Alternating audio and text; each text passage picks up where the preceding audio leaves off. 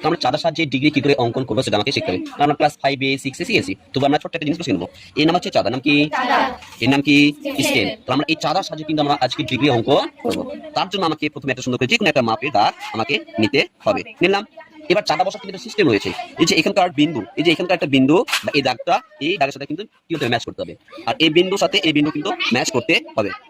তো কি বললাম তাহলে, এই বিন্দুটা বা এই দাগটা রয়েছে আর এই বিন্দু, তাহলে এই দাগের সাথে ম্যাচ করাবো, আর এই বিন্দুটা প্রথম বিন্দুর সাথে আমরা কিন্তু ম্যাচ করাবো। ওকে, তাহলে যাক দেখা যাক তাহলে বসানো বসানো হয়েছে কি?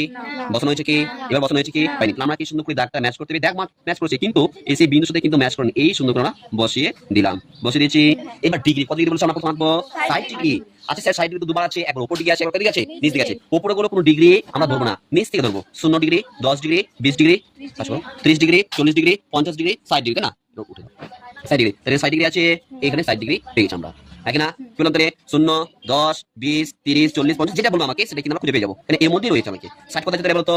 60 কোথায় আছে? এটা 60 না? না, নিচে কোন ডিগ্রি বলেছিলাম? 0, 10, 20, 30, 40, 50, 60। তাহলে 60 এখানে রয়েছে, এখানে একটা বিন্দু সুন্দর করে দেবো আর উঠে দেবো। তখন এই বিন্দু আর যে বিন্দু আমরা পেলাম সেই বিন্দু আমরা কি বলতো যুক্ত করে দিব। তাহলে হয়ে গেল আমাদের কি ডিগ্রি বলতো? 60 ডিগ্রি। আর সুন্দর করে নাম দেবো এ বি সি। তাহলে বি কোন ডিগ্রি বলতো? এখন কোন দেবে? 60 ডিগ্রি। তাহলে আমরা অঙ্কন করতে পারবো 60 ডিগ্রি, নাকি না?